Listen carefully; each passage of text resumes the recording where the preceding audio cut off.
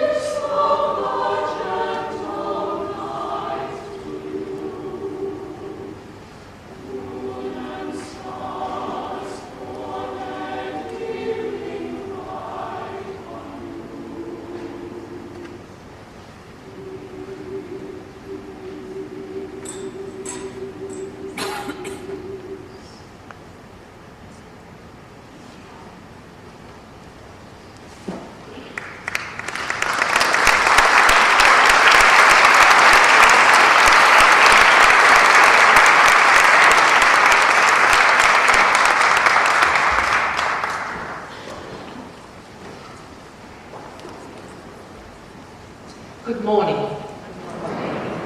It is good morning, isn't it? On behalf of Bethany House of Prayer and Sacred Threads, I'm really delighted to welcome you to this greatly anticipated event.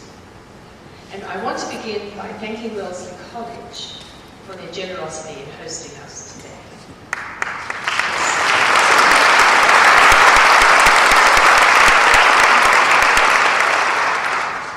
You've gathered here on a very chilly morning, having travelled from every state in the Union. And we're so happy to have you here. Really welcome, a warm welcome to you. Quite honestly, this event is the culmination of months, actually almost 9 months. And at times it felt like preparing to give birth, let me tell you.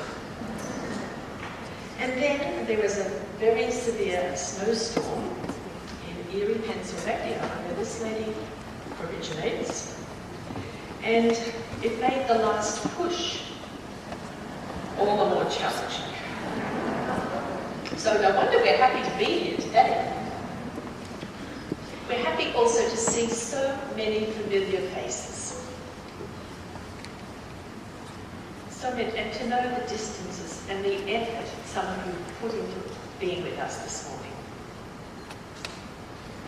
We are just happy to say welcome, welcome, welcome, and you are in fact welcome.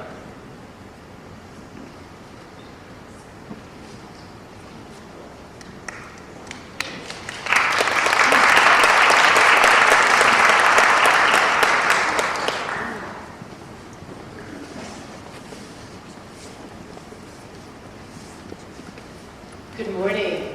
It's a privilege to join with Sister Rosemary and Sacred Threads from Bethany House of Prayer and welcoming you to this extraordinary morning. We know you will leave here greatly inspired, full of the feast of word and image and the company of one another. For many of us in this room and for countless others whom Janet McKenzie has met, and those whom she will never meet, Janet's art leads us into an experience of the holy that is at once home for us and beyond what we knew to see, opening us to the sacred among us. Janet was born and raised around New York City. She attended the Art Students League and received the prestigious MacDowell Award to study for a year in Europe.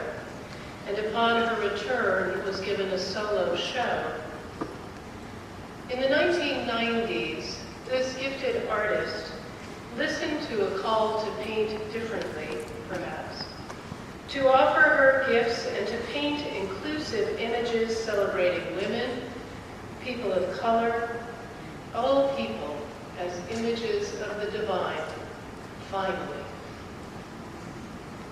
Janet's painting, Jesus of the People, was chosen as the new image of Jesus for the 3rd millennium by the National Catholic Reporter in 2000.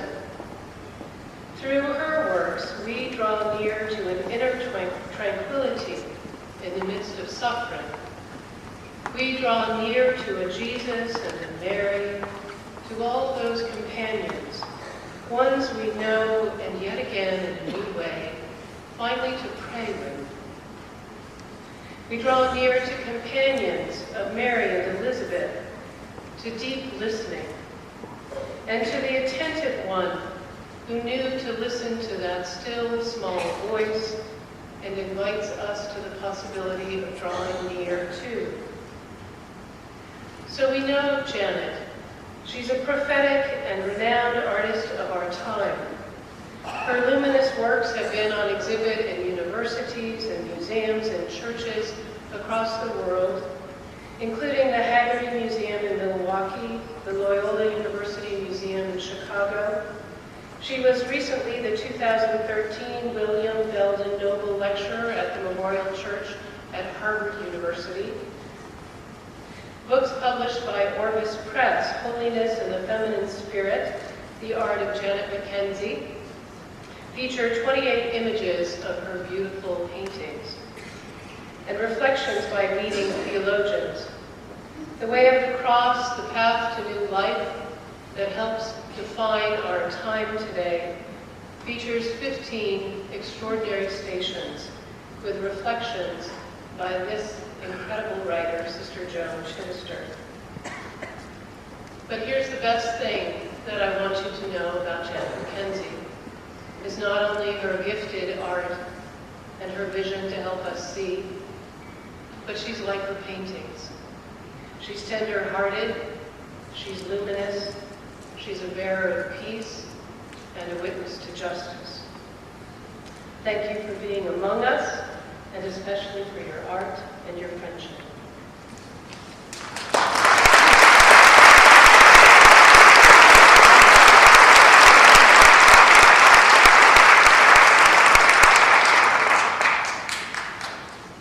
Well, the first thing you need to know about me is I'm absolutely not a speaker. So bear with me as I travel this really super scary path. Your speaker is right here.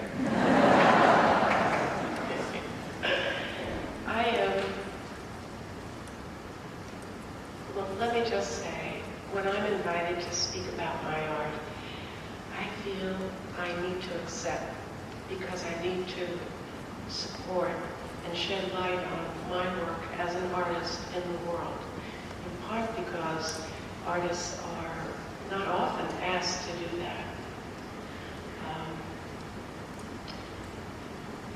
My journey has been pretty wonderful, pretty rocky, and to find myself right here in this absolutely breathtaking chapel at Wellesley College, an institution that's done so much for women. It just makes me feel so great. And my heart just is jumping with joy, even though I'm a nervous wreck.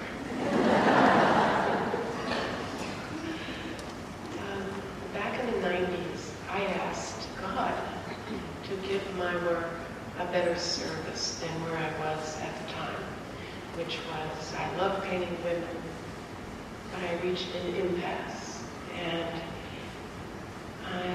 I have always wanted to paint sacred imagery.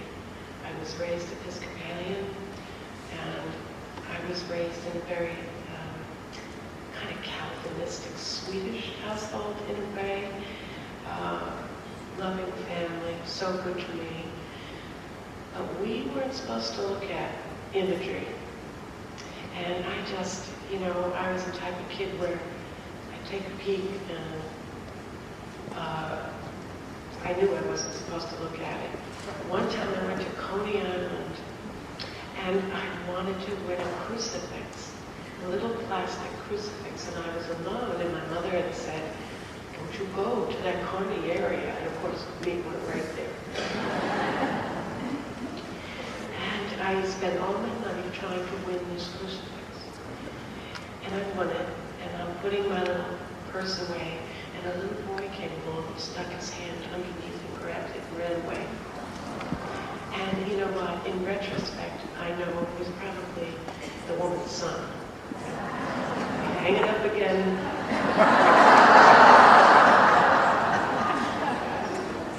But that type of imagery was always in my heart. Always a longing to live in a way that felt right to me. And that I am an artist, having evolved to paint images of Mary and Jesus, and in an inclusive way, to me is no surprise. In 1999, I did answer the call to paint an image of Jesus for the National Catholic Reporters Jesus 2000 competition. At the time, my nephew, who was 15 years old, was having a hard time in LA. A young man of color, adopted by my sister, a single woman, and normal adolescent identity issues. When I heard about the competition, I thought, if I could do an image of Jesus, Elliot could see his own face reflected back in, maybe it would help him.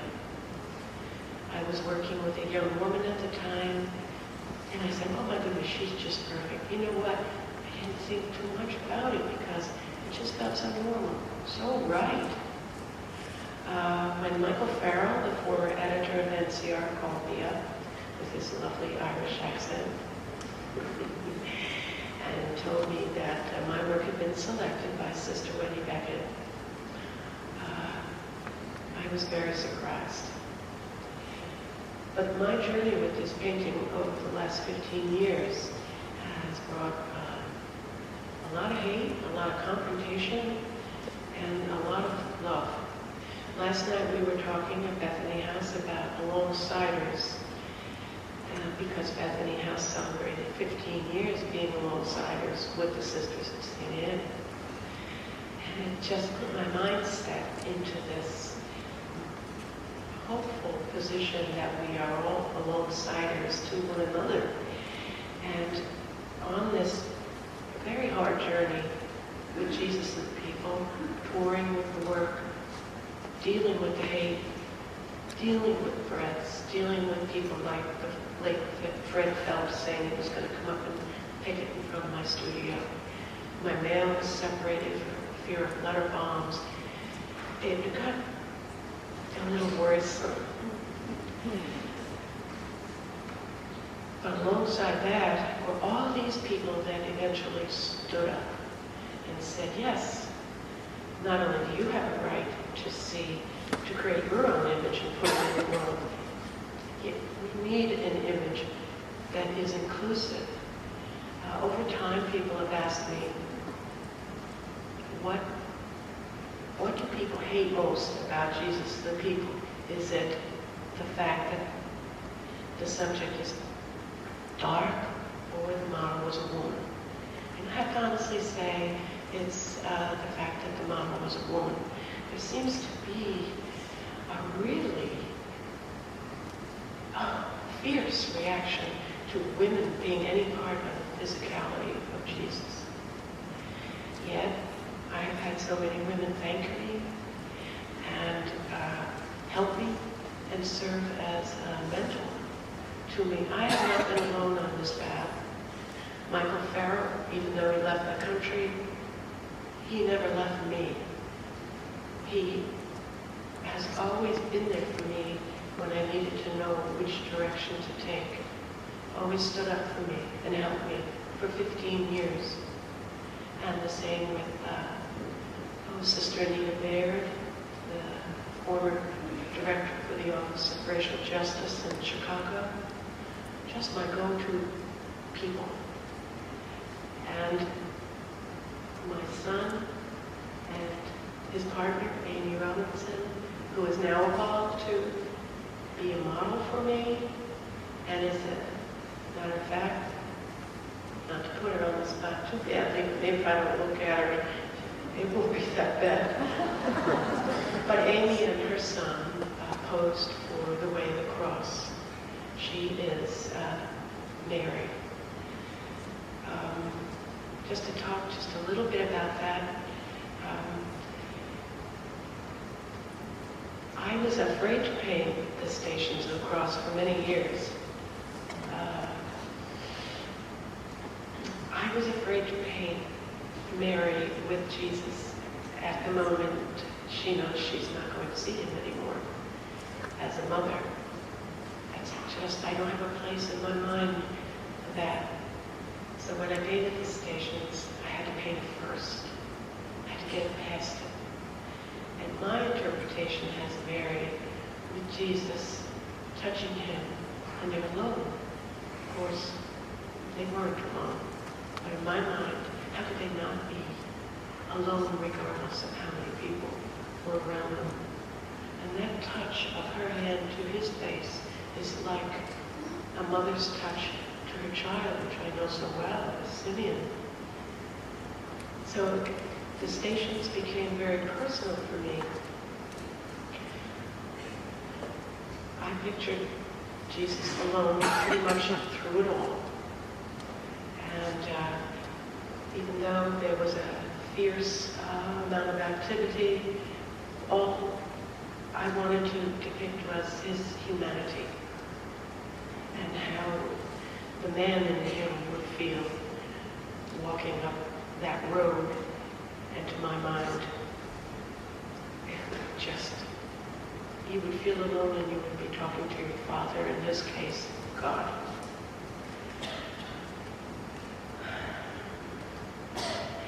You know, last night was such a beautiful, heartfelt evening at the beautiful St. Anne Chapel, which absolutely brings you to a place of hope.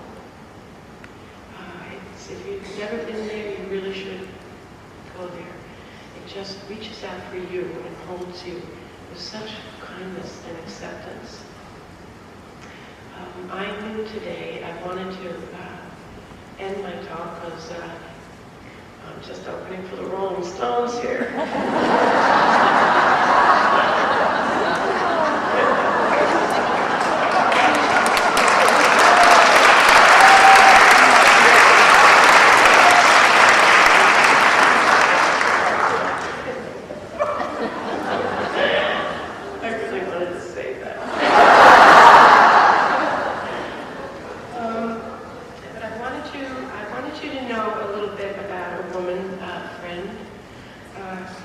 She would have been here if she could have. Sally Goodrich, the late Sally Goodrich, she passed away from cancer a couple years ago. And Sally agreed to write for Holiness in the Feminine Spirit, as this Joan did. And she ends the book with a quote by Václav Havel. And before I read the quote and end, Sally and Don from Bennington, Vermont, lost their son Pete in the second plane on 9/11. And Sally told me we could lose our marriage, everything that's life could fall apart, but they didn't. They pulled together, and somehow they raised money to build a school where the Taliban trained in Afghanistan for girls. Then, after the school was built, they brought children from Afghanistan over, found housing, found schooling for them, and nurtured them as parents with the intent of them going back. And I don't think anything can be more hopeful than that. Someone who loses their son like that, and it just takes your breath away. So Sue Perry, the editor, who unfortunately couldn't be with us today in Orpheus Books, she wanted her to be last because Sally's quote from Václav Havel ends the book. So I'm going to read just a bit of it, and then that'll be the end of my talk.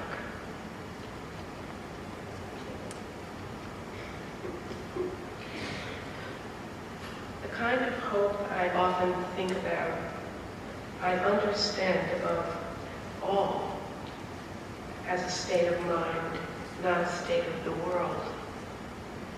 Either we have hope within us or we don't.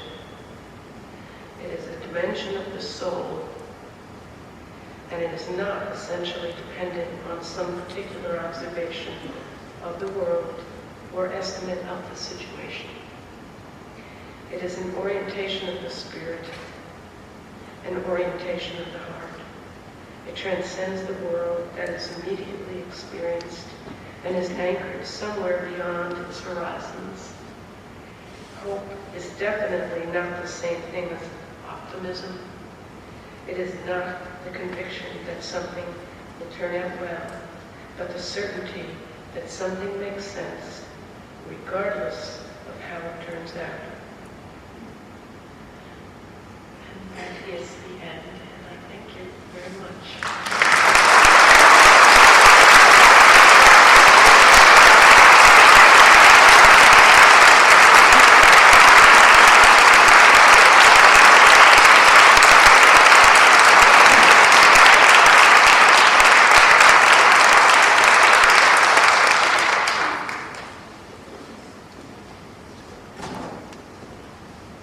Janet, thank you for sharing the tenderness, the beauty, and the inclusive welcome of your soul with us.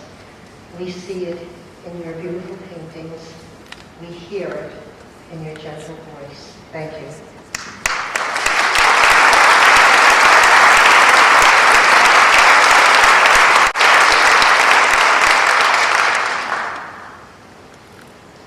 Well, from where I stand, and from where you sit, there's a woman in this room who has an incredible number of ideas in passing. Ideas about justice, personal authority, prayer, freedom, enlightenment, peace, reasons to be alive, change, and the list. I gave up after 50. I mean, I'm lucky if I get one good idea a day. Most, if not all of us, have taken those ideas, reflected on them in our prayer, read them before bedtime, brought them to retreats where her wisdom of the world lives in the monastery of our hearts. Her stories from the traditions of the world pack a punch every time. She not only knows how to tell a good story, of years has traveled with each of us who have been in belief and have helped us to grow oathfully. Through all of her essential writings, her conferences, workshops, audio-visual retreats on and offline, she has nurtured us through her contemplative spirit. She has embraced peacemaking through her prophetic voice and has fearlessly wrestled with the profound and serious questions facing the church and the world. She has turned her heart and the warmth of her love to the immigrant, the prisoner, the lost, the victims of abuse, the earth, to beauty, indeed to the universe itself. She even has the blue common ground in a common way. This noble woman has lived and walked the way of the cross, both in public life, and she graciously accompanies us in ours. Even though she has been scarred by struggle, she has been magnificently transformed by hope. As a woman of passion brimming with joy and happiness, she has staked her life on the words and the wisdom as found in the rule of Saint Benedict, and on the dream that God has for all of us.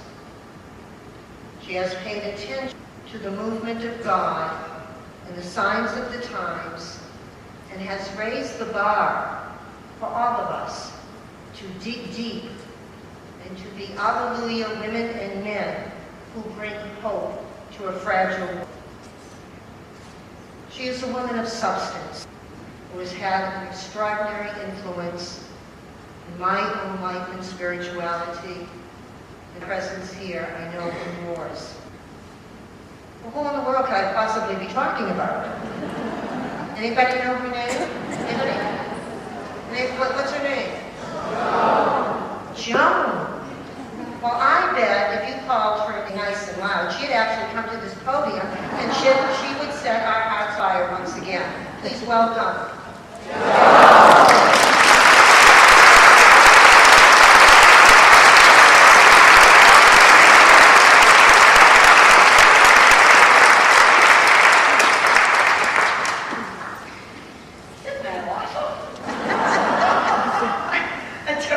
You hear an introduction and you sit there and you say to yourself, God, I wish my mother were still alive.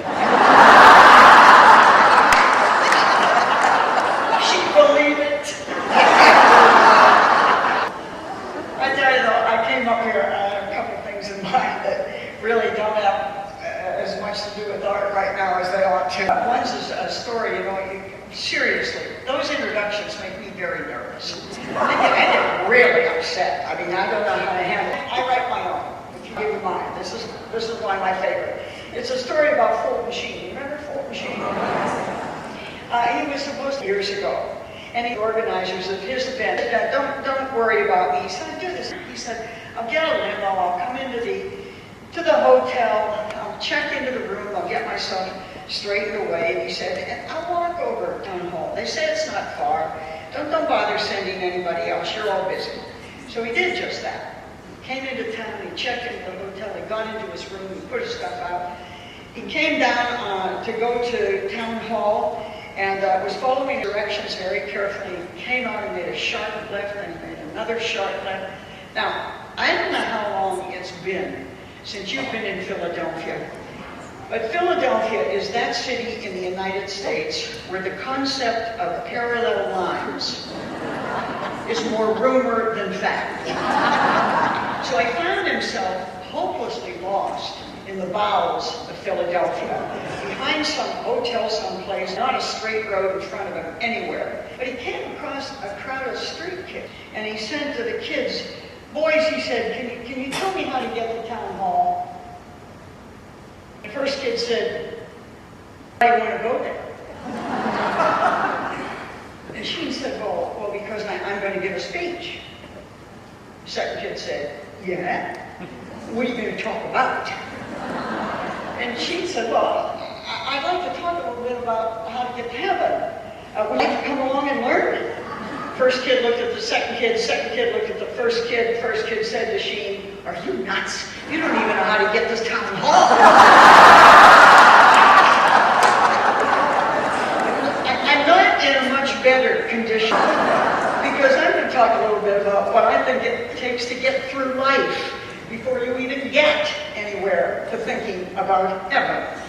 And I'm doing it from two filters. The one is the statement of Antoine Saint-Exupéry, who says, to live is to be slowly born. Is to be slowly born. And the Chinese tell a story about a very cruel and ruthless warlord who was attacking and pillaging and plundering all of the small villages. The people were so terrified of this man that they simply abandoned their own villages at the very first hint of his coming. And he loved to have people be that afraid of him.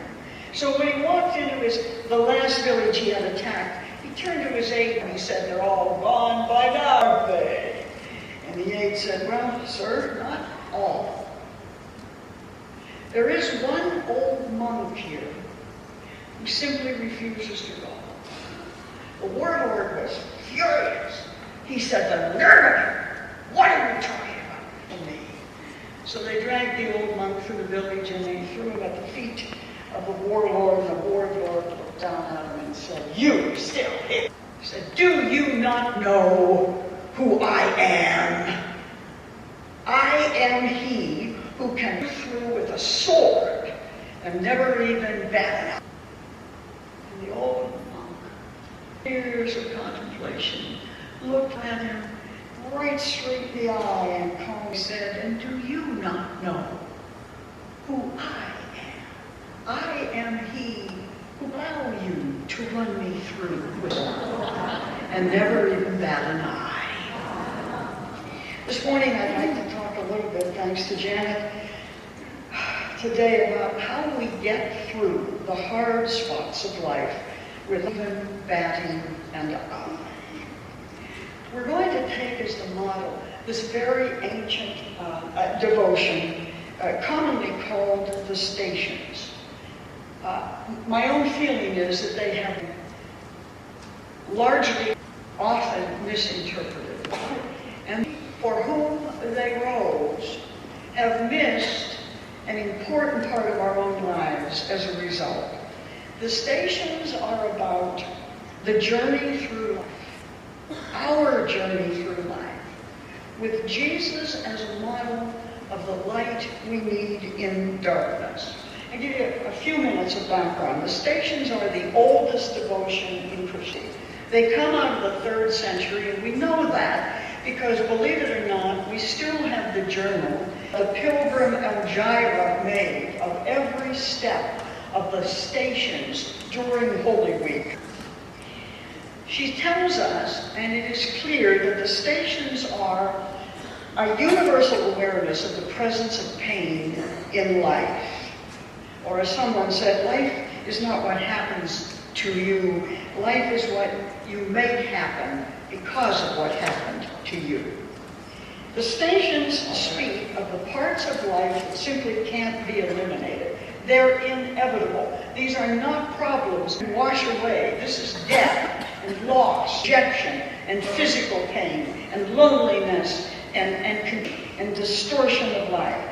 But they are a necessary contribution of human wisdom. They are an invitation to human growth. And they teach us, at the end of the day, we understand what we're seeing, they teach us what it means to be alive. In the century, they defined the number of stations as 14. In the 16th century, or by the 16th century, the practice of this has spread to the universal church. Everybody with the scope of the church knew about the stations. And in the 21st century, they now embody for us that phenomenal struggle that is almost peculiarly Western and most of all American. And that is the struggle between the psychology of pain and its integration into my own personal life. Americans don't do pain. We do relieve. And morphine if we can find it. And then Jesus' very last gift to us. It's a gift wrapped up that says how you can lose and win by going on.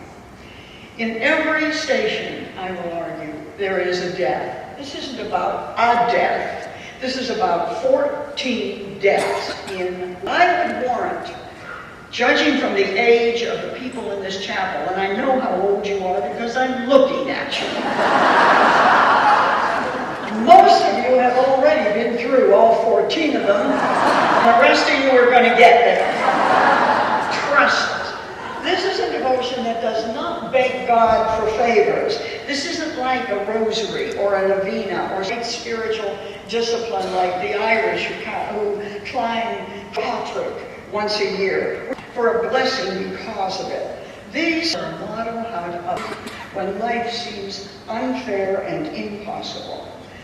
I will tell you that there are 4 parts to each of these stations. A call to you, in you, and a question for you to hear for the rest of your life. But the problem is that, in my opinion, what these stations are skewed over, they all tend toward suffering. That's the Catholic impact. You understand Catholic theology, if this is bad, drinking is bad, hemorrhoids are good.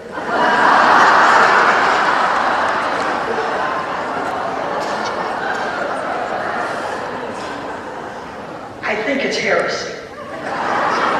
And I think the stations are the best proof of it. We're meant to pray stations in both good times and bad, again, in order to learn how to live. What is the first station? The first station is Jesus is condemned to die. What's it about in your life? It's about abandonment. Everybody's gone now. I've been accused of something. I've been judged by the neighbors. My employer says it's so. And I find myself in this body alone, different, and unacceptable. I am the person forced to anybody. I can't call my family. They would be embarrassed. I can't count on them to understand. I don't know what to tell my husband. He would be undone if he thought that after all of his work, here we were. No one asks you how you feel. No one asks you if it's true, and no one listens when you talk.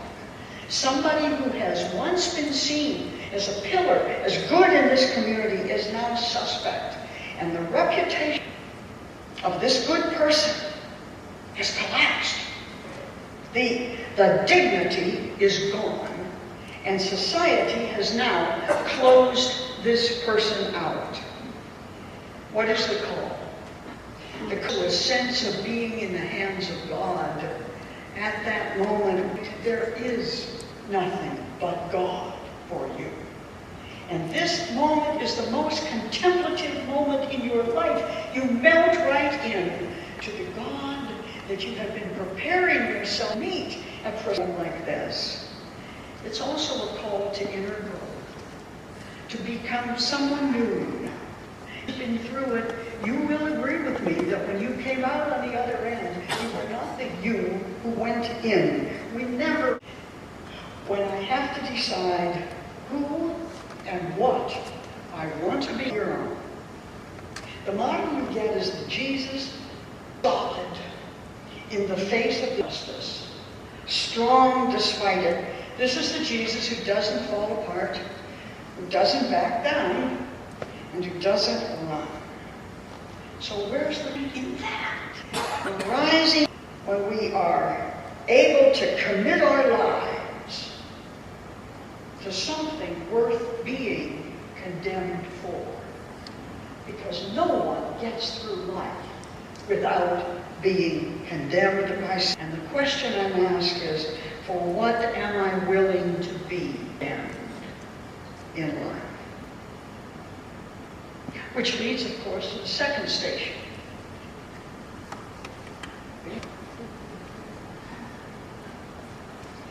In the second station, Jesus is made to carry his cross. This one about powerlessness.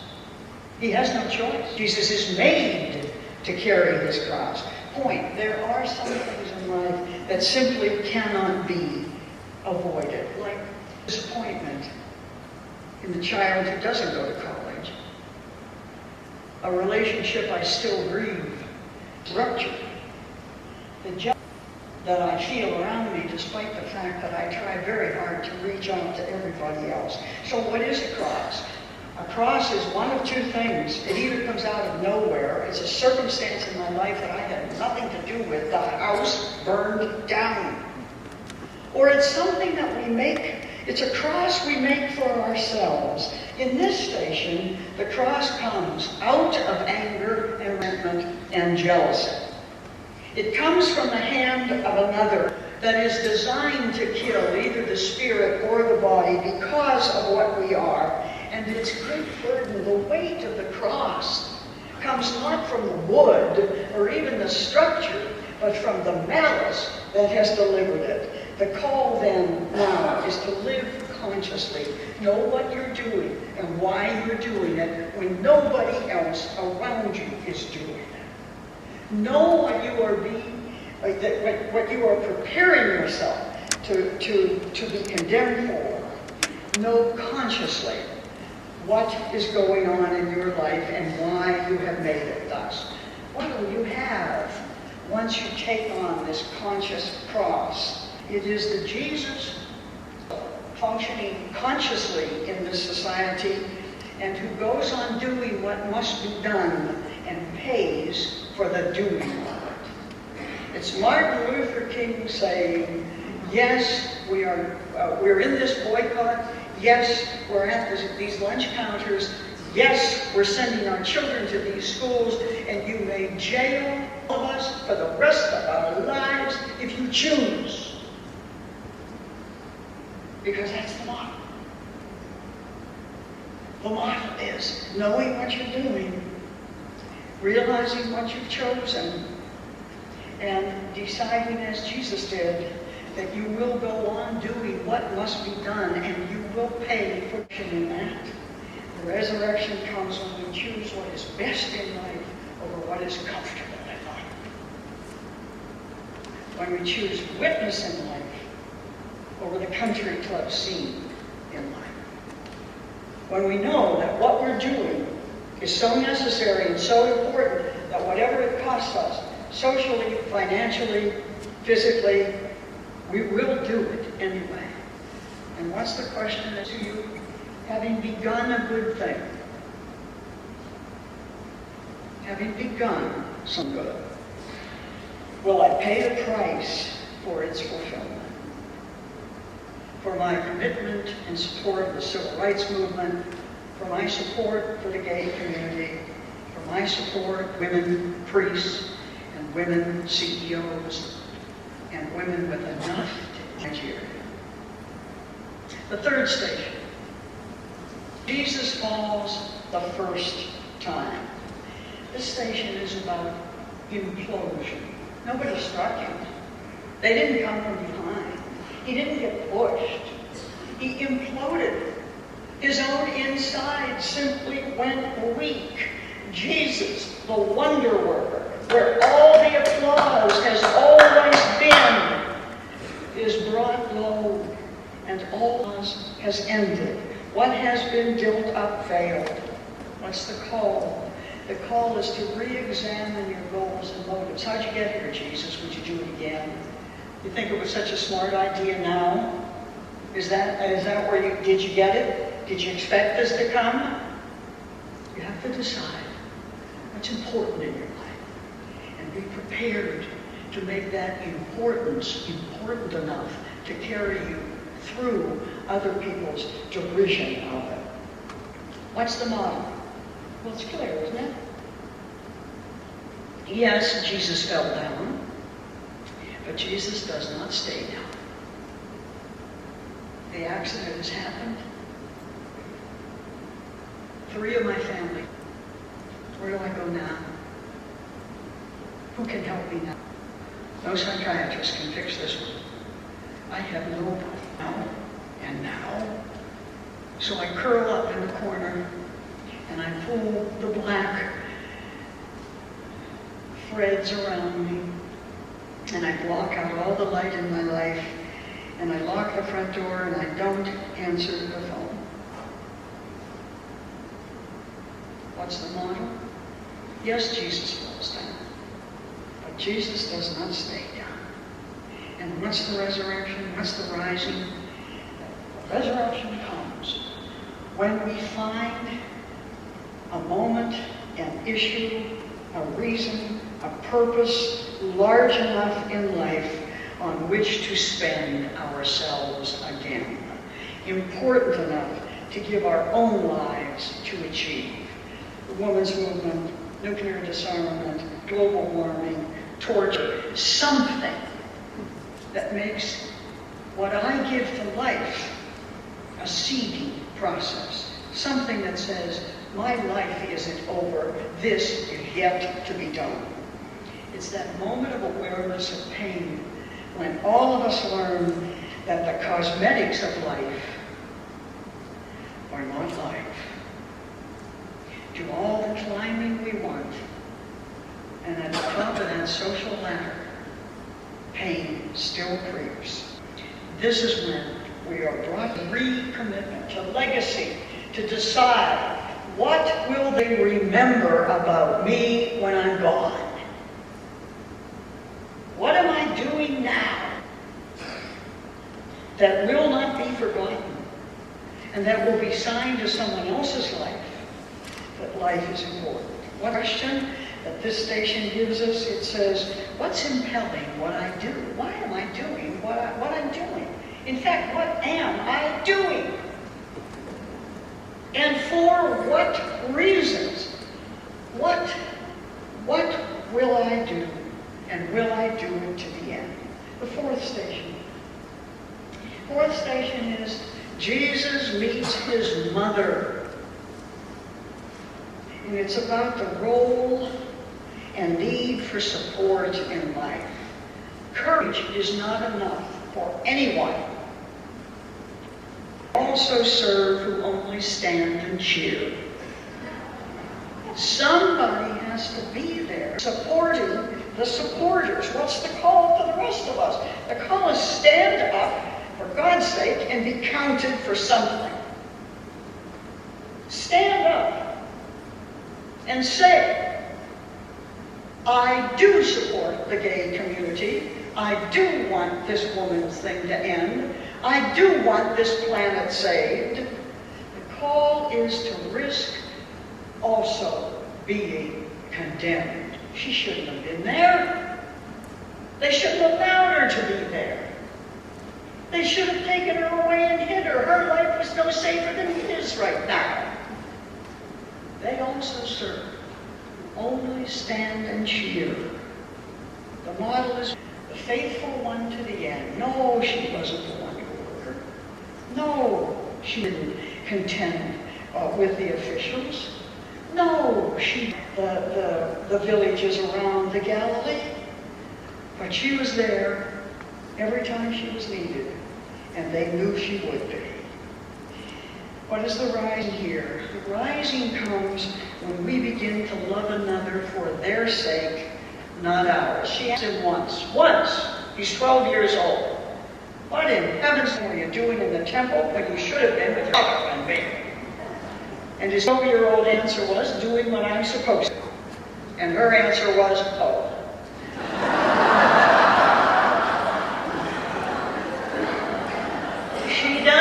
She doesn't demand that her son die. We've talked to him for years. His father tried to get him a position in a law office, and you know what he did? He went off and he tricked Bhutan. The rising comes when we begin to love another for their sake and not our sake, and when we free other people to be themselves. It leaves us with them is, what do we show, and at what price ourselves? The thing helps Jesus carry his cross. This involvement, it's about involved with, quote, nothing to do with me. Oh, no. Go to those rally things. It has nothing to do with me. Well, remember that explanation? When your own property is underwater. When your water is cut off. When there's nobody there to pick your radishes. I hope you remember that this has nothing to do with you. This station brings under scrutiny the ones who, as scriptures say, hurry by. Hurry by the beaten, hurry by the lost, hurry by starving, hurry by the disenfranchised. We hurry by. Anything that irritates me, anything that repulses me, anything that stresses me is a sure sign that I ought to be getting involved into. And what's the model? A model who was hurrying by, the scripture says. The Indian philosopher Madhyamaya says, be not a whisper that is lost in the wind, be a voice that is heard above the storms of life. Ironically, Simon who becomes this 2,000-year-old icon, one of life's great acts, this being a presence in the midst of someone else's pain. And ironically, Simon is remembered out time for this, but negligence or the morality to ask the soldiers, what's he being crucified for? But the fact accepts the responsibility of involvement at this moment tells us to remember that to respond to another person's needs will often make us more than we really want. What's the resurrection here? That happens when we let this outcast life into my own because it stretches me. The question is, why don't we do something? Why don't we do something? And the answer is, there is no answer to that. And because won't cut it. If we're hurrying by, we're missing our place in life. The question then is left with us to solve the Simon part of ourselves. The sixth station is Veronica wipes the face of Jesus. Yes, largely a legend, at least not historically affirmed in any way. But the fact of the matter is, there had to have been a witness. They were in this We're dragging this thing. This is talk. This is the news at 6:30. This is crossfire. This is somebody shooting somebody down somewhere. And out of this crowd steps one person, Veronica, and we see what? That compassion is the glue of the human race. That compassion and witness mend the ills of the world. What's the call to us? The call to us is to bring kindness into the world ourselves. Don't wait for it. Bring it. We must each somehow or other stand between the derided and the demons of society. Our model is Veronica, the voice of the human heart, the one who wipes Jesus' face with sweat and blood because she couldn't stand to see someone else's pain. Remember, justice only seeks the vision of the good life, but mercy makes the vision real. It's the mercy you and I give to those who have been rejected, to the prisoner, to the addict, the homeless, the wounded. It's the mercy we give that makes the vision of justice real. Otherwise, why bother? What's the rising? It's the life that rises in us when we identify with somebody's life beyond our own. It's a very small world, yours and mine. If you want to enlarge your world, you have to enlarge the people in it, and especially the people that everybody else is leaving out. When we make life better for others, we become the face of Jesus. And so what's the question for? Look at it. Who is there whose life you deplore that you have helped? What's the seventh station? The seventh station is Jesus falls the second time. This is the tough one. This is about vacillation. This is about what happens to the inside of us when we begin to doubt. I joined this group, but my God, it's tough. You know what they want? They want you to do this and this and this. They want you to go there. They want you to say that. They want you to read it. I don't know. I mean, they're not getting anywhere. My God, these women have been talking about women since Eve. Why don't they just sit down and shut up? It's not going to change. And the reason I know it's not going to change is because I'm not going to change it. That's where my proof is coming from. It's nothing that I learned in geography. It just doesn't work. And I go, God, forget it. The very thought of failing and then trying again wears us down. The doubt that comes from failure plagues us. Why am I doing this? So what's the call? The call is to live our lives according not to the comfortable truth within us. Comfort is a truth. The call is to live our lives according to the highest truth within us. What's the thing I know best and right that doesn't exist? That's my goal. And the saddest words in the human lexicon are these. I don't know, there was a time when I cared. There was a time when I really used to read the newspaper, you know, and talk to people. I mean, my God, I mean, you can't. You know, it gets so depressing. Yeah, honey, that's what they said in Hiroshima. It gets more than depressing. It gets downward destructive. Now is time not to stop. Now is precisely the time to get up and keep on trying. The model is the Jesus who collapsed from fatigue, but got up again. Thomas Carlyle wrote once, "It is to die of exhaustion rather than boredom."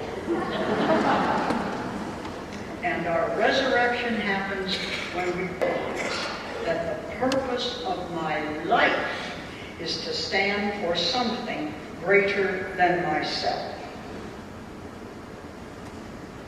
The purpose of my individual life is to stand for something greater than myself. The question is there anything in my life important enough to go on for, even if we seem to fail? The eighth station. The eighth station is Jesus meets the weeping women of Jerusalem. And this is clearly about human empathy. What's empathy about? We know, too, that our social circles, old and fine as they are often fragile and often self-serving, that few people will stay friends with an outcast, that shunning is as common in this society as it ever was in the early Amish. We'll call it that. We don't admit it. The call is to put down judgment, to relinquish the luxury of prejudice, to forego criticizing and condemning people to the margins forever. But you have to, something important to remember in this that gets glossed over every time. You have to remember that support and social action must go hand in hand. The Scripture's clear about it. He turns to those women. They come out. They're crying for it. Oh, this shouldn't, Jesus. This is terrible. How did this happen? And he turns around to them and he says, "Do not weep for me. Weep for yourselves and your children." What does he mean by that? If you keep allowing this kind of stuff to go on, you will suffer from it. Your families, your society, your class, you will suffer for it unless you intervene. If you keep on like this, you will suffer. So when's the resurrection here for you?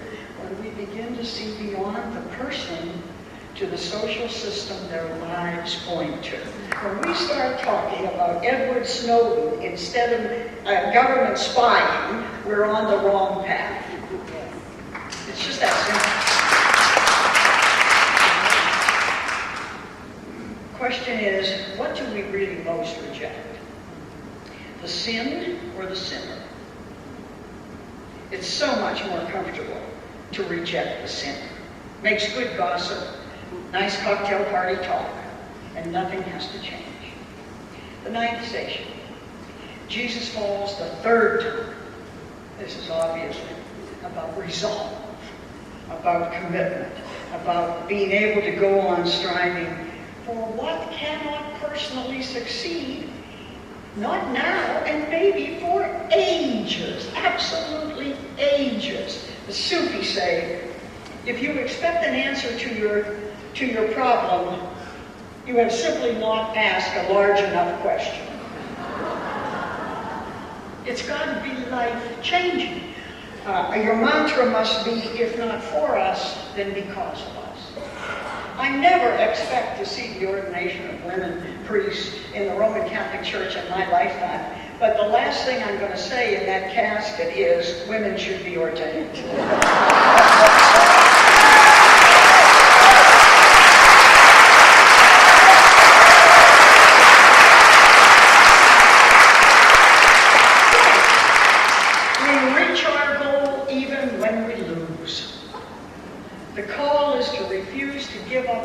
What the world needs. And the model is Jesus, the intrepid one, who reminds us today, that what we now take for granted was once somewhere by someone considered impossible.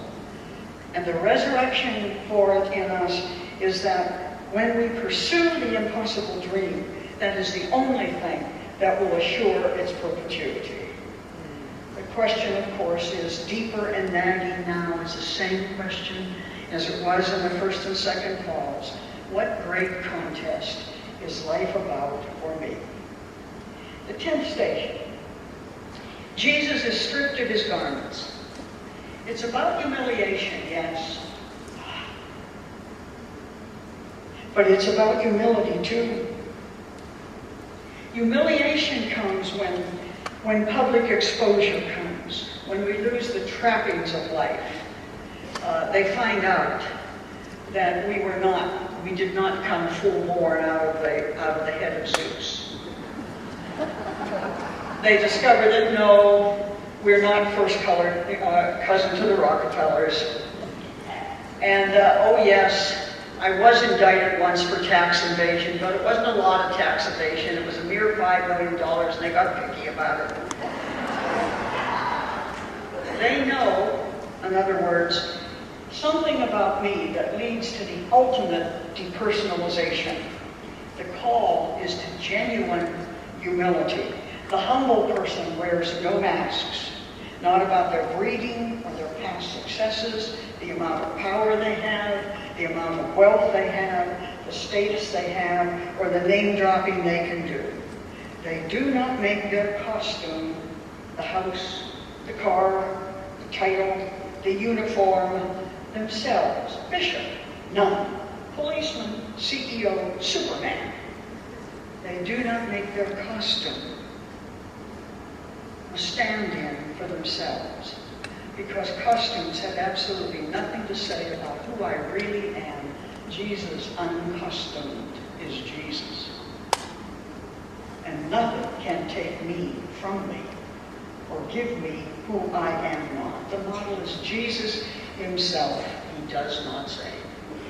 He's not arguing for Jesus on his last moments on the cross. The irony of it is that humility is what makes humiliation impossible. What can they say about you that you haven't already said about yourself? And once we get that little tidbit over, there's no place to go but up.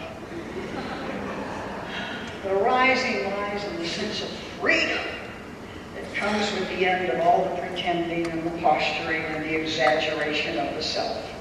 And the question is clear: what masks am I wearing? And what would it take to remove them? The 11th station. Jesus is nailed to the cross. It's about acceptance. It's about being part to the end of something that was worth being part of always. The Sufis say, suffering is a device to turn one's thoughts in the direction of God.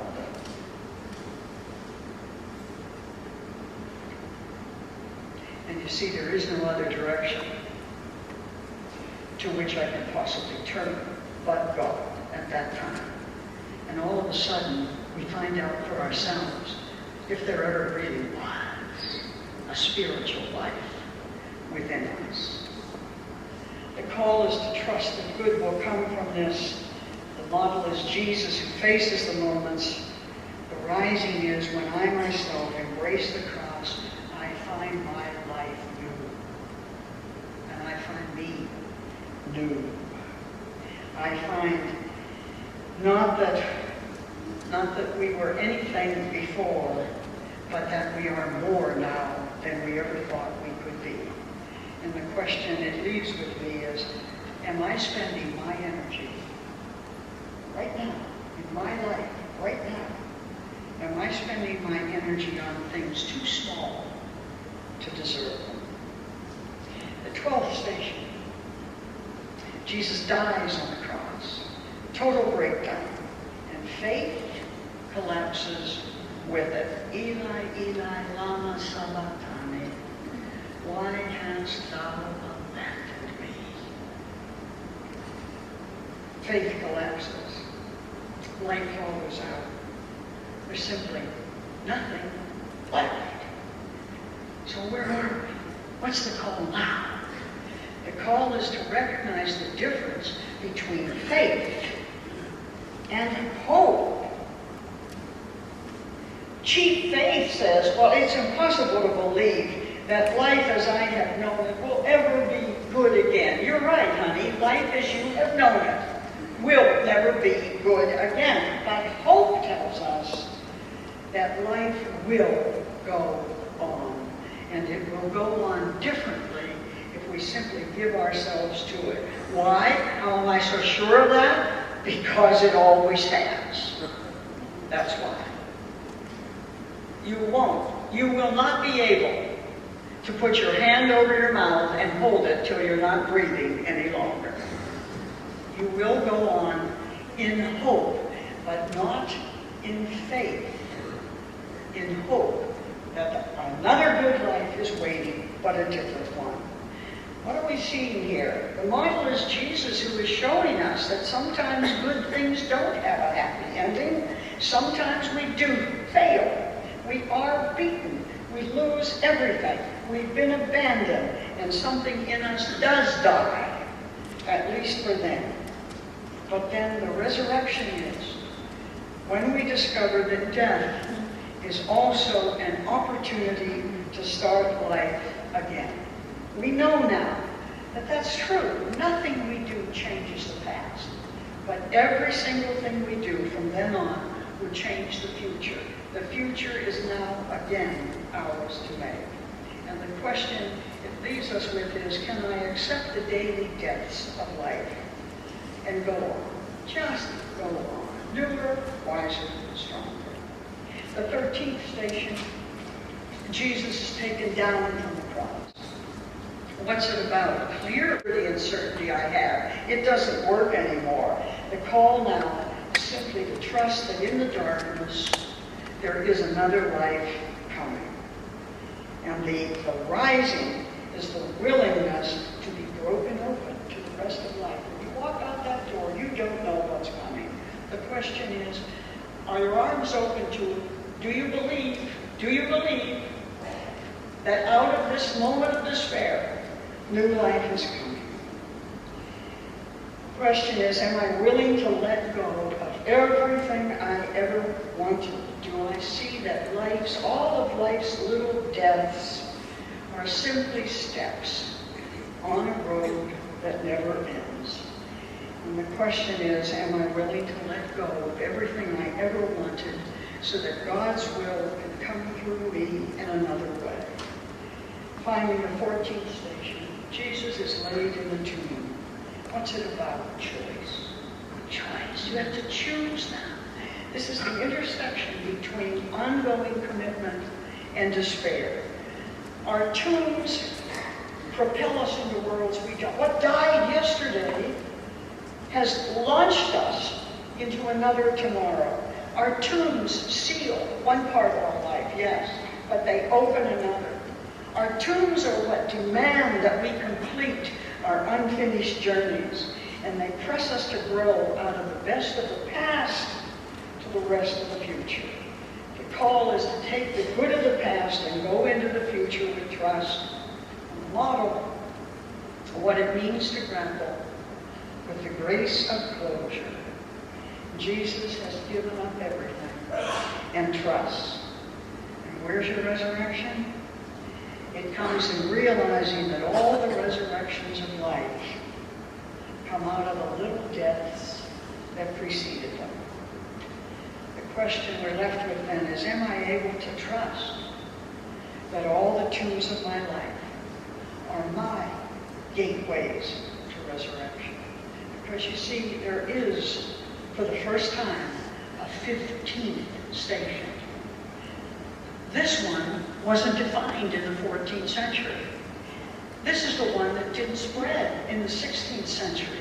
But this is the one that a whole new body of people educated differently and more deeply in spiritual and theological matters know is true.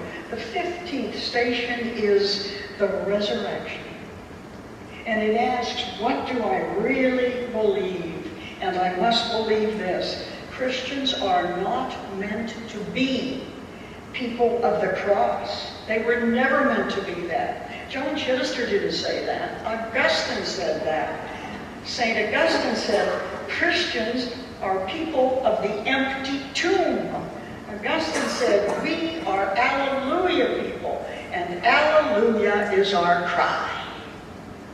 We are the people who gather at the empty tomb, knowing that everything that had gone before had certainly brought us new life. We're not meant to see crucifixion as an end point, any crucifixion.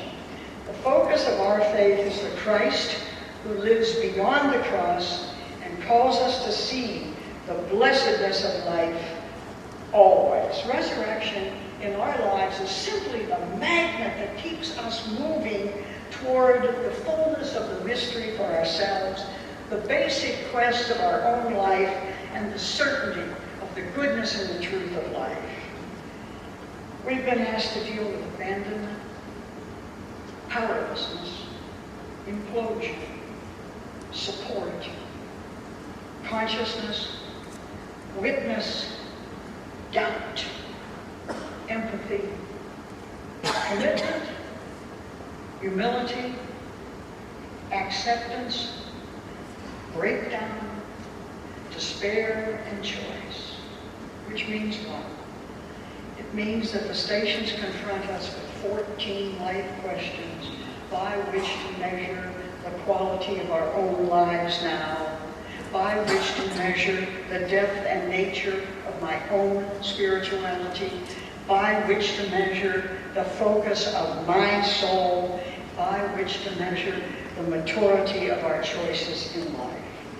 To rise in our own time, we must rise to every call to which the station leads us. What was the way of the cross? What did Janet do for us? What has she left behind for us? She has left behind an excursion through the hard moments of life, an experience of the resurrections that come with each. She's left behind a model of how to deal with the crosses in our own life and how to rise from each.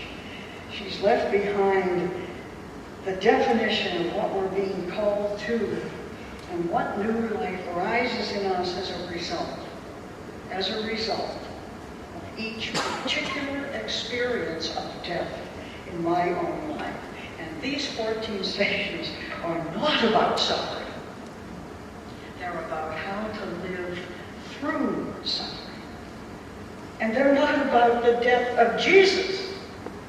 They're about the Jesus life born in us to support us through our own death to resurrection. And funny enough, they're really more about Christmas than they are about Lent. They're about what we're told at Christmas. And he is here, Emmanuel. Emmanuel, the one with us, Jesus with us in those 14 moments of death and resurrection in our own life. When we take hold of life with all its deaths and move into all its resurrections, we are fully spiritually alive. It's about living all the dimensions of life like the old monk, without even batting an eye. And it's about realizing with exuberance that to live is to be slowly born, one moment, one event, one death, one resurrection at a time. Thank you for today. Live on, live well, live good.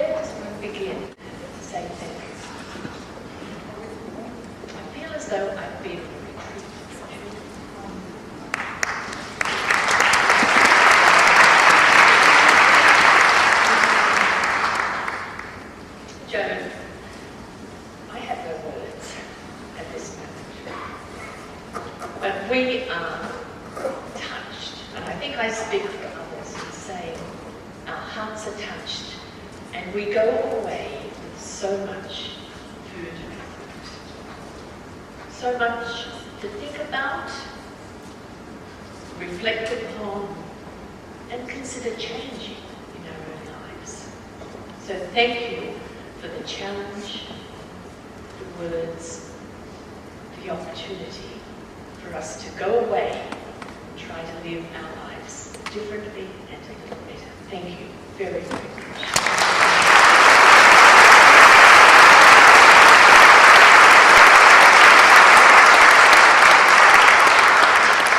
And Janet, we thank you also because you have inspired us in a very different way and enabled this to happen. We are indeed very, very grateful, and we'll never look at those images in the same way. We are most grateful to you also. Thank you.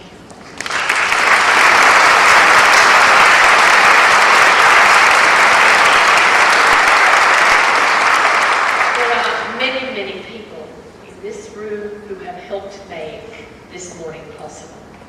People who've given their time, who've volunteered in lots of ways. People who've given us money to help support the event. People who've done many wonderful things, and we're grateful to each of you. I know you don't want to be named or acknowledged publicly, but without you, this would have been a really difficult event. And last of all, but not least of all,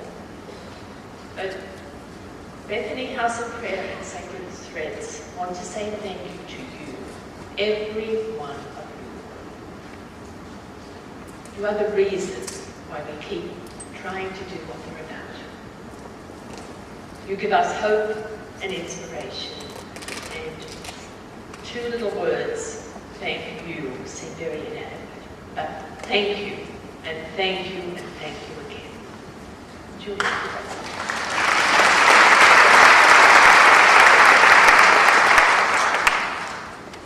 So I join Sister Rosemary in saying our sincere and deepest thanks to you, Joan, and to Janet.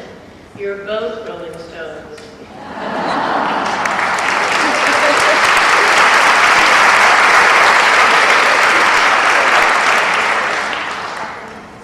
And as Sister Rosemary said, so are all of you.